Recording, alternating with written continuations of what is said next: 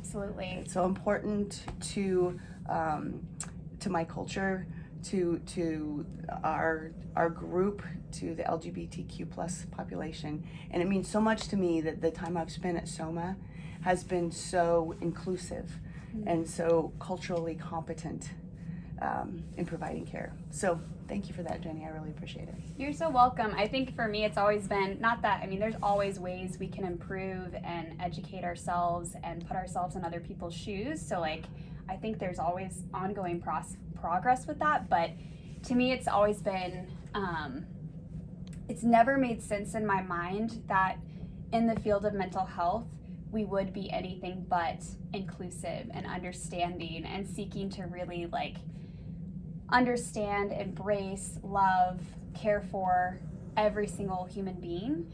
And yeah, anyway, it's always blown my mind and never made sense to me. I've always, like, since I was a kid, I think generationally I was lucky to grow up in a community and even in my own family system to have people that just encouraged, you know, embracing difference and embracing other people, and that love is love. Yeah. So I think, yeah, anyway, it's always been interesting to me, and I think that's the generational difference, though, because I'm a Gen X, right on that border of baby boomers, you know, that cut off in like 64.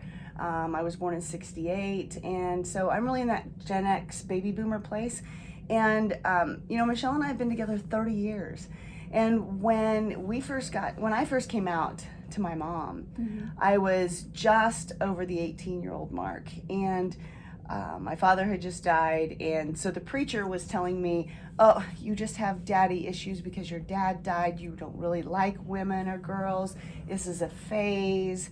And I, you know, at this point in time had been crazy about my best friend in more than a friend way for a couple of years, you know, and she and I were exploring, gosh, why do we feel this way about each other when we don't feel this way about our other girlfriends? My mom even went so far as to put me in conversion therapy. Right. And that was, you know, I think that all conversion therapy does is, from my personal experience and professionally, it just destroys the self-esteem. It invalidates who the person is. You know, that's like saying, well, Jenny, your blue eyes, you know, you can't have those. Right. You know, so we have to change that. I mean, it's just that innate. Yeah. It's crazy to think that, you know, even up until, I believe it was like the 70s, the DSM-5 listed homosexuality as an illness, as a disease. Right. And it's just, you know, I'm very glad that your generation and the generations forward doesn't have to deal with that quite so much. I mean, I think it's still there. Yeah. I think it's still very subtle and covert. And like we were talking about the other day, I was very surprised to find that conversion therapy still happens in our state. So in Kansas, there are still therapists that practice that. And I was shocked. Like it made my stomach turn, because I'm with you. I think it takes away part of a person's sense of self. And what we try to do in therapy is we actually help people connect with themselves and embrace their strengths and build shame resilience. And I feel like that's kind of like the opposite, right? And it's just, it's not, I just don't agree with it whatsoever. Well, and there's no, you know, I respect that there are religious beliefs, a certain religious belief, that's fine. I'm not, you know, being negative about that. However, if this human of any kind comes to you, comes to family, comes to church, and they express any kind of sin, whatever that might be viewed as, you know, I've always been raised that God's a God of love, and he's going to love me no matter what, and I'm going to figure out where I need to be. And if where I need to be is with the same woman for 30 years, raising our children and having grandchildren and being productive citizens, I don't see that as, you know, evil or bad or anything that needs converted. So it was really a struggle, you know, that cognitive dissonance, that shame, like you talked about. that was so intense. Mm-hmm. So like I said, I'm very grateful that we have less of that now. However, even in our practice, we see folks that come in that are transitioning or, dealing with coming out at even middle age as gay or lesbian. There's still a lot of shame associated with that. And it roots back to that base that we're talking about, that, this is morally wrong, this is this is that. Mm-hmm. Let's just embrace the person and help them through their journey. Right. And I think you bring up a good point, because one of the things that I've noticed is that I think there's this belief that if you embrace those in the LGBTQ community, that like you're anti-Christianity or you're anti-religious folks. And I think that's also something I'm like, that it kind of blows my mind, because we also embrace those who are religious and have different beliefs. And so it's like, how do we just embrace all humans and meet them with dignity, whether they fully believe or are on the same page as we are? Because if we truly believe something is not, like, even if we did believe that, like, I don't see how, even from the religious view, that, shame or hatred is ever a way of going about any issue that you see as being bad or harmful or whatever, right? Because we don't, like, I don't know, like shaming somebody who struggles with lying or whatever, like any of those things, like it's not, it's never made sense to me. And it's I think it's more about how do people embrace and be curious and ask questions, because that's, I think, what ends up happening is that there are these like different views and groups and backgrounds. And even for me, I've had to work on my embracing of coming from city life, understanding more about Kansas and rural life and my own stigmas and beliefs that I grew up with. I've had to really challenge those and ask questions and sit with people and expand my own views. So like I'm sitting there and sharing my own experiences with that. And I think in the mental health space, we want everybody belongs, right? Everybody is welcome. Yeah, there is, I think what happens is when we don't understand, when we don't seek first to understand, then we resist. Yes. And we say, well, gosh, you can't be A if B exists also. Yeah. So it's black or white, it's this or that. Yeah. And the reality is, without A, B can't exist, and without B, A can't exist. It's kind of like it's the whole, you can't know great joy if you don't know great sadness. And it's the same principle. If we can seek first to understand the other person, love your neighbor, those kinds of things, then I don't have to agree. I don't have to participate, and I can say, I recognize you, I see where you are, and I might not subscribe to that. And you're a human just like I am. Right. So I really feel like that's really important. And that's the sad part, because, I had to deal with that. And I was so estranged from the church that I grew up in that I loved. That was a solid base for me as a young lady and as a child. And I was estranged from that for a good 10 years. Yeah. So coming back to that in my undergrad, I ended up going to a religious college for my bachelor's in nursing, and it really allowed me to come back and process through that. So those things happen. It's really a good turnaround, but I'm very grateful that we have the openness that we have. I am too. In today's youth, yeah. I was like, you reminded me to kind of ask you a little bit more. Could you tell us a bit more about your history of your experiences with mental health and being in the LGBTQ community growing up? And then even, I love that you're talking about full circle, that you were able to kind of connect back with your spirituality too, because I think that religious trauma and like, it's almost like mental health, religious trauma, they almost seem to come in pairs. Yes. So yeah, I just kind of want to hear more about your experiences, whatever you'd like to share about Sure. this. Yeah. Well, I was about 14 years old when my best friend and I realized, oh my, this is different than how we feel about our other girlfriends. And what is this? And you're in that puberty age, and you don't know what's going on. I was raised in a very strict religious home. My father was a deacon in a church. My mother was the superintendent of Sunday school. And at the same time, by the time I was 14, I had 4 broken bones in my body from my mother. So you just didn't talk about that stuff. 17, my father shot himself. And so, by the time I turn 18, I'm already dealing with all this trauma. At my father's funeral, the pastor came up afterwards and said, well, you might be a bastard child now, but you'll always have a heavenly father. I was mortified. So that completely, starts driving that wedge between myself and the church. And I didn't want that wedge between myself and my spirituality or God for me. And yet it started developing. I'm already a confused teenager. My father died. I don't know what happened. At that point in time, we didn't know that he'd been sick for 10 years. And so you go through that, and I start feeling brave enough to tell my mom, hey, I'm in love with Julie. It's not just a friendship. And I'd like to think that in today's world at, just a month over 18, you wouldn't be able to put somebody in the hospital. But she did back then. And that's where my conversion therapy happened. And it was just, that's probably not exactly the same trauma, but it was so painful. It was right close second to the broken bones and the trauma of my father committing suicide. It was just another insult. Just like a trauma on top of a trauma. Yeah. Man.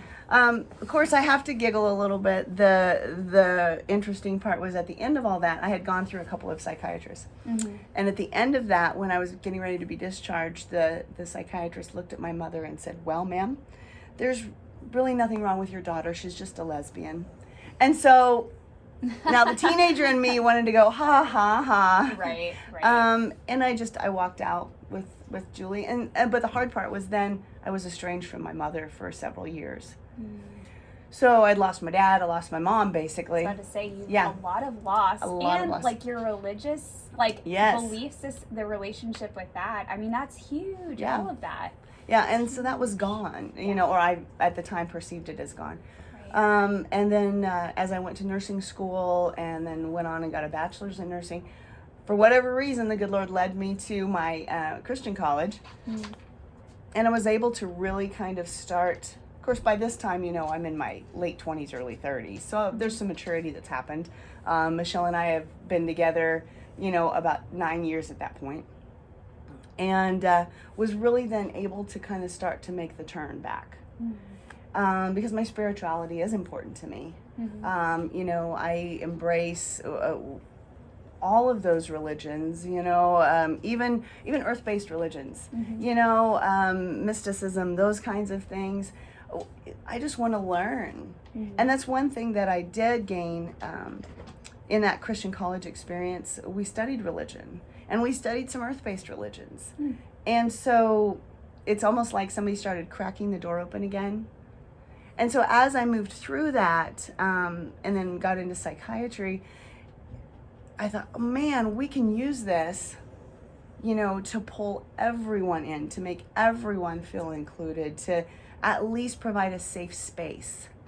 And that's been so super important.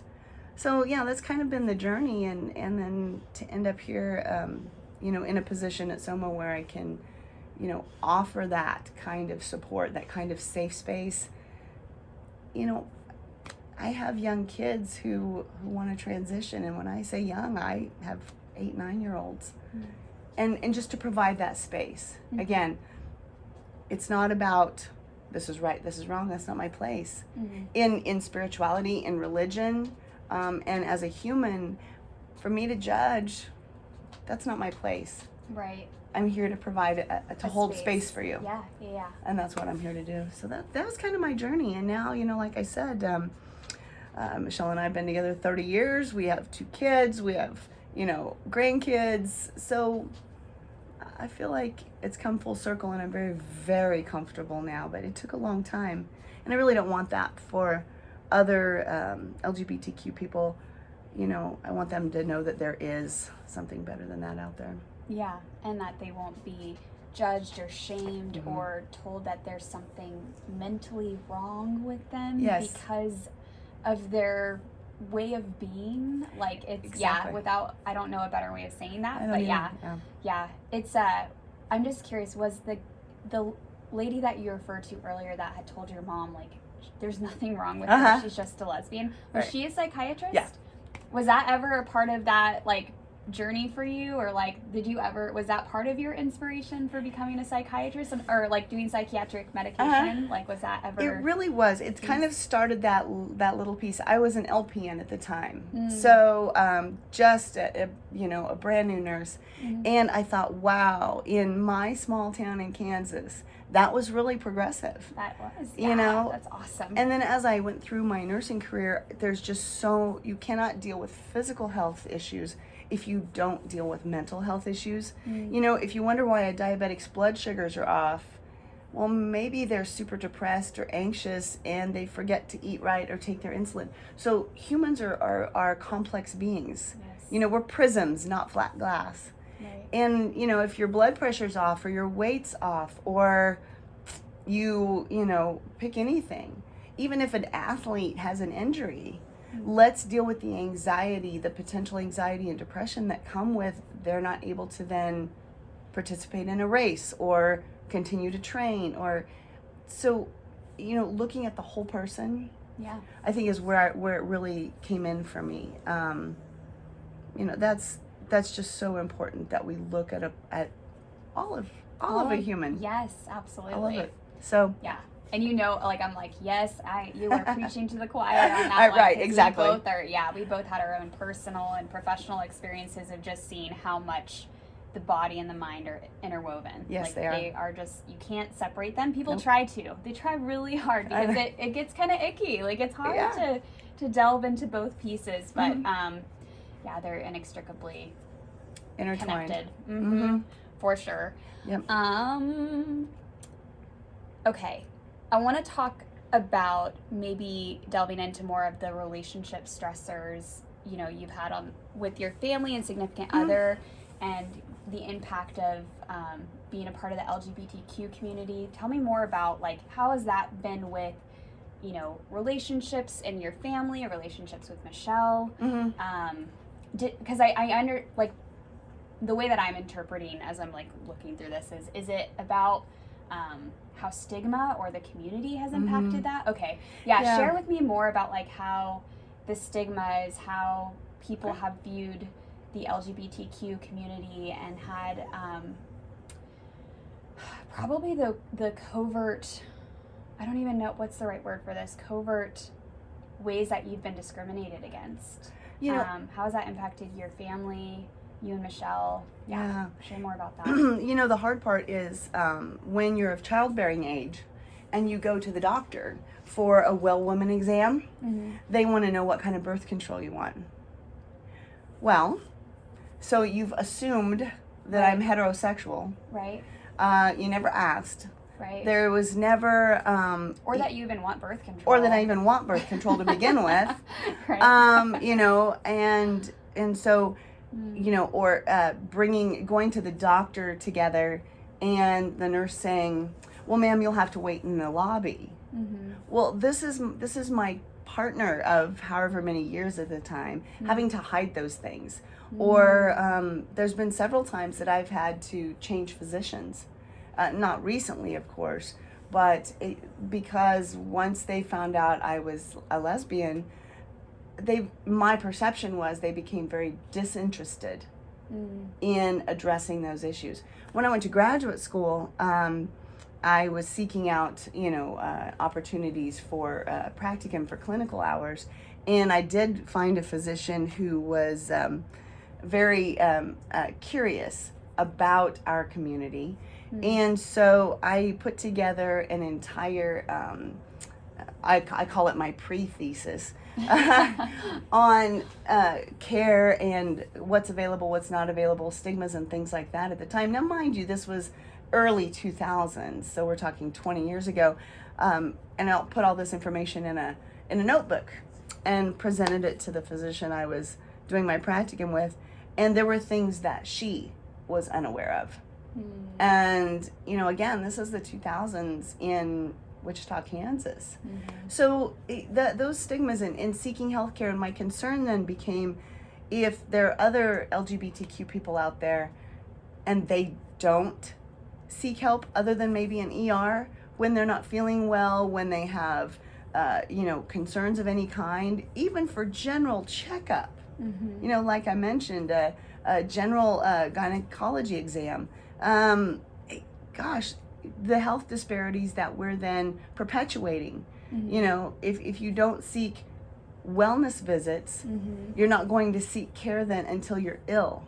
Right. Well, then we've got to come all the way back to baseline, when if we'd have created even a physical health care safe space, we could prevent some of this stuff, or we might catch it earlier. But we didn't. You know, my wife still doesn't like to go to the doctor. I was about to say, is that still, because I think it's something that you don't, I think about how, like, for me, I don't think about that type of barrier to care versus like other folks where it's like that is a genuine fear and anxiety of like, how is this gonna go today, or am I going to be judged or mistreated? And I see that from the lens of eating disorders. Like, there's a lot of issues with medical care and the treatment of people with eating disorders, whether they're in smaller bodies, larger bodies, whatever. Like, there's a lot there too.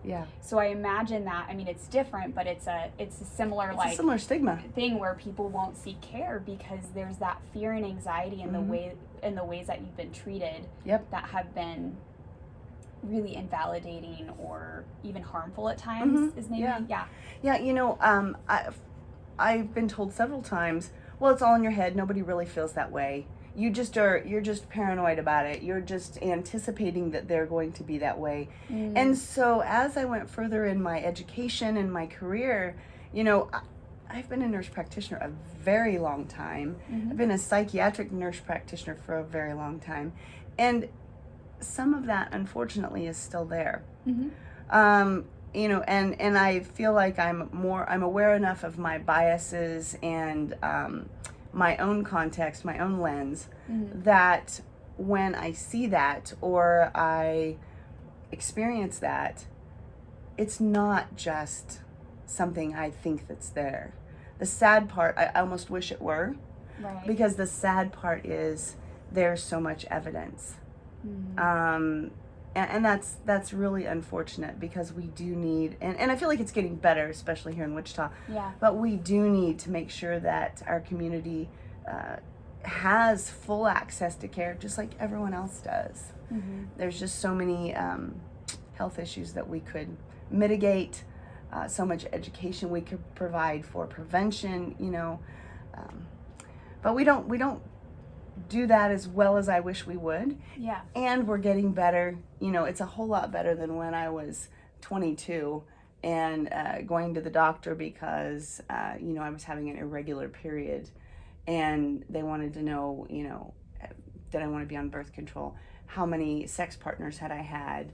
And I finally, at that point in time, I was young enough, and I just said, listen, I'm a lesbian. I've slept with the same woman for the last 4 years. You've not had any sex partners? I just told you. But that particular physician negated my intimate relationship with my wife at the time. Was saying that wasn't a sex partner. Yeah, that wasn't a sex partner. I'm like, okay. You're like, alrighty. Well, I'm going to leave now. Like, what is that? What does that even mean? What does that even mean? So, you know, things have come a long way, and we still have a long way to go. For sure. And I think I like the both and approach where it's, you know, I do believe that there are some doctors that have really done like, I think as a culture, we've made a lot of progress. Yes. I think there are some doctors that have made a lot of progress, and even there are doctors that are very, like, openly, like, I support this, please come and see me. And then I think there's, oh gosh, I'm like, do I make this statement? I'm like, ugh, because I'm like, my experience has been that there are a lot of doctors that are wonderful, and I also want to give doctors credit because they have so much expectation put on them Yes. as far as how much knowledge they have, also their bedside manner and all these things, and they're usually overwhelmed with clients, and there's not enough of them. So it's like, I want to give a lot of credit to all of that, because it's super important to hold space for that. And my experience has been, because of that overwhelm and burnout, they can struggle with a lens of curiosity, or even a lens of like, hey, if I ever say something that pisses you off, please let me know. Yeah. Please educate me about you and your experiences. And if I, because I think that makes a world of difference, because I don't expect doctors to understand, weight stigma and understand all the intricacies of the LGBTQ community and just other folks in general, like their experiences, because sometimes people just say things that are just part of their cultural background. And they don't realize that it invalidates your cultural background, or maybe isn't taking everything into account. And so I think what I would hope for doctors is that they just make a little bit more progress towards curiosity and having even that meta conversation with their patients, that like from the get-go they establish like, I'm open to like totally misinterpreting anything. Exactly. So, I mean, obviously there's some concrete things, but you know, outside of that, like, you tell me about your experience and I'll learn. I'm willing to learn. I'm willing to take in that information. But I think what ends up happening is they're so overwhelmed and they're so, like, they're focused so much on like what they've learned in med school and again, having to keep up with all of that, that I think that they just kind of go through this list in their mind, checklist, go through things, and they'll say things and not even realize how it impacts people. There's a difference in, and I have worked with and still work with a lot of wonderful physicians. There is also a difference in the care that a physician provides and the care that a nurse practitioner provides. We tend to look, we being nurse practitioners, tend to look at more of the holistic view, rather than just the 34-year-old woman with depression. I want to know that that's Levita, and she broke up with a female partner of several years, and this, and this. So it is a different perspective. Like I said, I have the utmost respect for the physicians. We have some excellent physicians in this area, and I am very proud to be a part of that medical community. And recognizing that, hey, this isn't my strong suit. This requires something different, and for them to be able to refer. It's common for me to have patients come here that maybe their primary care has said, hey, I'm just maxed out. I just don't, you need a specialist for this. And I really am grateful for those other providers in our community that do that. And I don't think it's so much about changing other providers. It's about helping them recognize, hey, this is where I step off. I need to give you other resources. We do that here. This is where things are not in my wheelhouse, so let's refer. And that's really the support that any person, LGBTQ, eating disorders, any support any person needs. That's the support that I hope that we can start giving them even more. We've come a long way, like I said, but I think we have still more work to do. For sure. Yeah. Are there ways that you see that show up in the psychiatric world? So we've talked more about like people and their physicians, and kind of in my head it's more like their family physicians, but what ways do we see that stigma show up in the psychiatric world? Obviously the history, right? Right. Obviously the history. Yes. I feel like the issue in our area is we don't have a lot of psychiatrists around here. We don't have a lot of even psychiatric nurse practitioners. And that's countrywide. That's a national issue.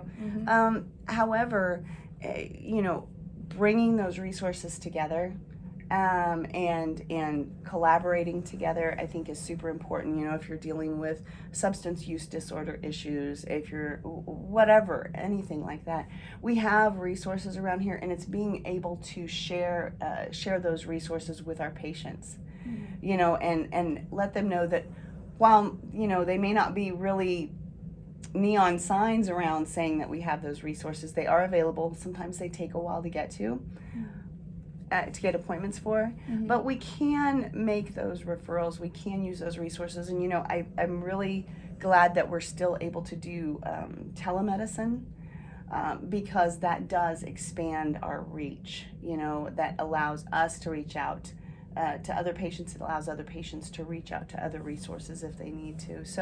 So hopefully we'll just keep, my goal is to just help us keep working towards that. But it can be difficult. It can be very difficult. I don't know of other psychiatric healthcare providers that are as, I just like the word culturally competent, as what I've experienced here. I wouldn't pretend to know everyone in our community. And that finding a provider for your mental health care that is culturally supportive is so important in the LGBTQ community. I mean, I know we're kind of focused on that. It's Pride Month, and I'm super proud of that. For sure. But interviewing those providers when you seek help is going to be super important. You're hiring us. So if you're coming seeking mental health care, that first appointment is really an interview. And that also helps you be able to build that rapport, that safe space, that holding that space, that, am I going to be comfortable here? And so, you want to really provide that. And I encourage LGBTQ plus folks to really do that. That's the other way we're going to push back this stigma, is if we were just there and we say, listen, I'm a lesbian. This is where I'm at. How do you feel about that as a potential provider for my care? And just asking those direct questions, because that's going to do a couple of things. That provider will then be able to say, out of my wheelhouse, I'm not comfortable.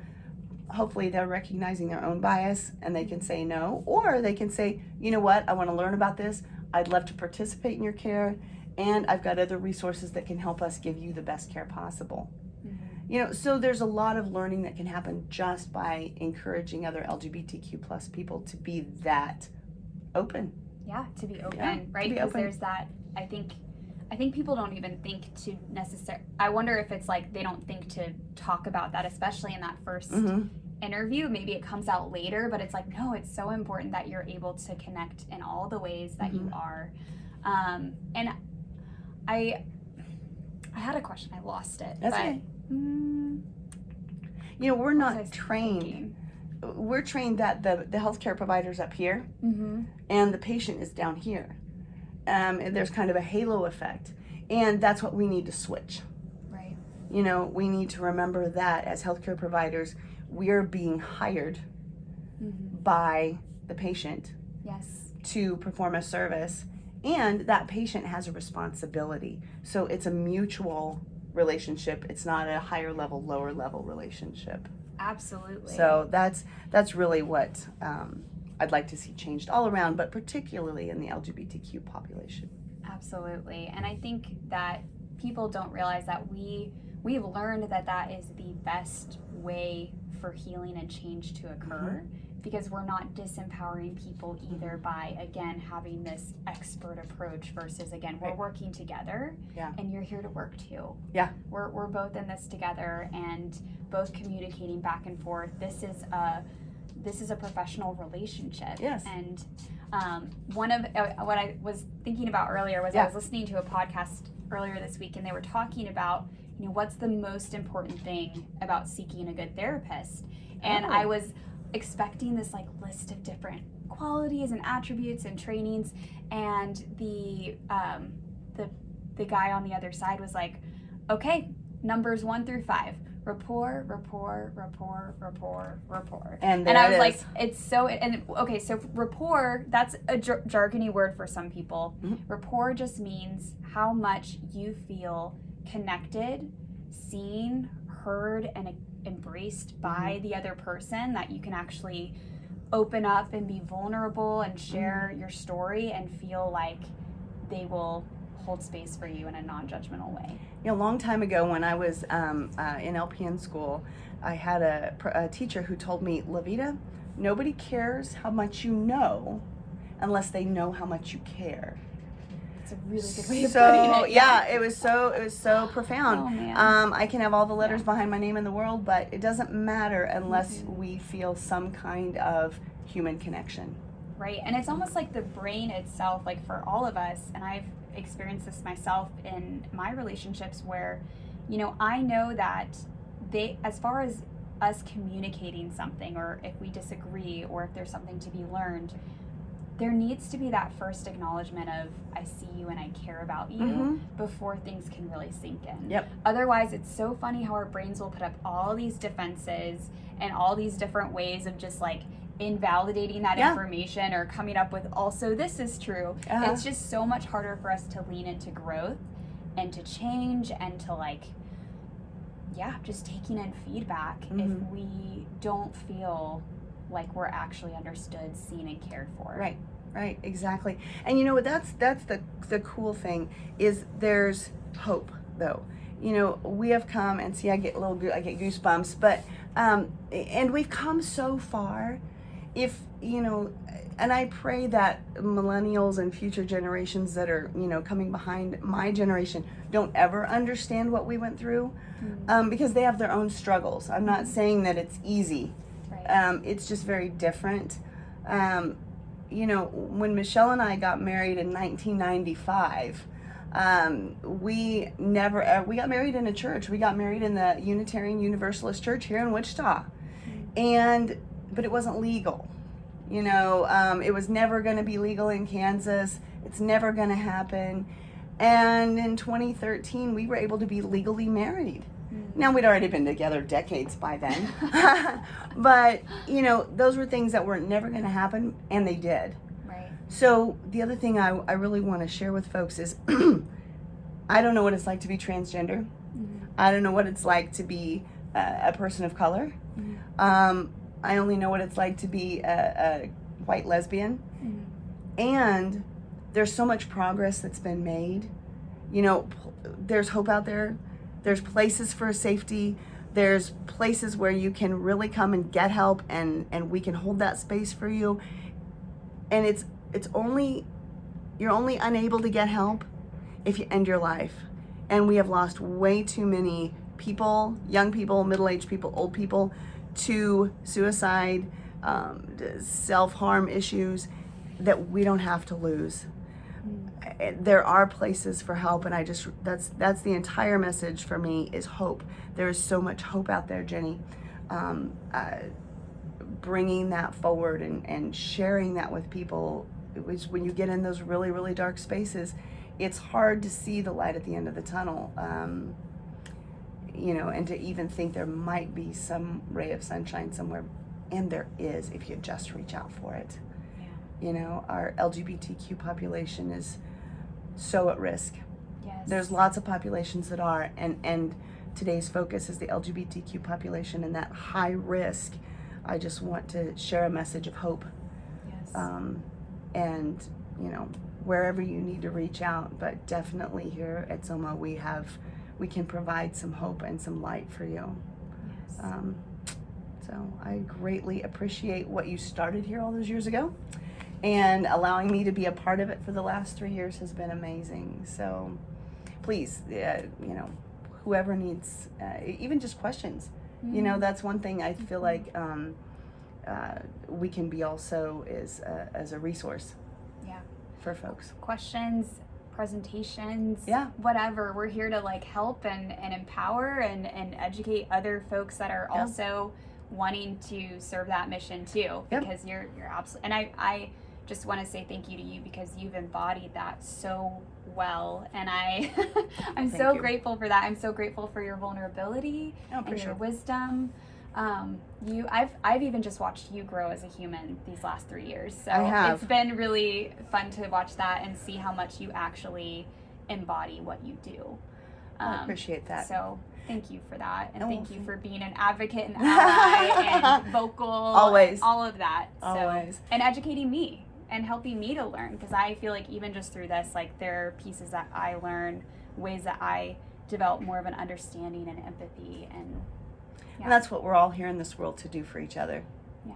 you know, so thank you for your time. Yeah, I thank you. greatly appreciate it. Before we end things, is there anything else that you feel? I love your message of hope. That's so important. Is there anything else that you feel like you want to share, or questions I didn't ask that you think are important? You know, there's always going to be a ton of questions. There's always going to be things to learn. And I just feel like, first of all, I'm very grateful that you were willing to do this for Pride Month. And I want Pride Month to be more than just let's wave some rainbow flags and wear our rainbow jewelry. Although it's super fun. Because color is where it's at. Rainbows are super fun. Right. And to really take that deeper. You know, really take that deeper. And what does pride mean? You don't have to be gay, you know, LGBTQ plus to participate in Pride Month. And if you're going to participate, remember that there's a purpose. These are people's lives. You know, it's not just a big party and a big game. Right. Because on the deep side of that, there's persecution, discrimination, those kinds of things that lots of different minorities face. And that Pride Month means truly find a way to support. And whether that's, you know, supporting someone in your circle, your family, your friends who's LGBTQ+, whether that means reading a book, a reputable book that talks about someone's experience, whether that means donating to the Trevor Project or other resources like that, whether that means learning one thing about the LGBTQ+ community. Just do something that helps in some little way. You know, when you drop a little pebble in the river or in a lake, it ripples. And you never know that one thing you learn or that one bias of yours that you look at and say, well, where does that come from? Those little changes you make, those little things you learn are going to have a ripple effect that you may never know. And that would be my hope for Pride Month here in our area, is to really remember that even the tiniest things make a big difference. So thank you. Thank you. I couldn't have said it better. I feel like I should just shut my mouth after that. So. All right. Well, there we go. Yeah. Thank All you right. for joining me today and helping me with this. So thank you very much for having me, Jenny. Cool. Okay. And we did it.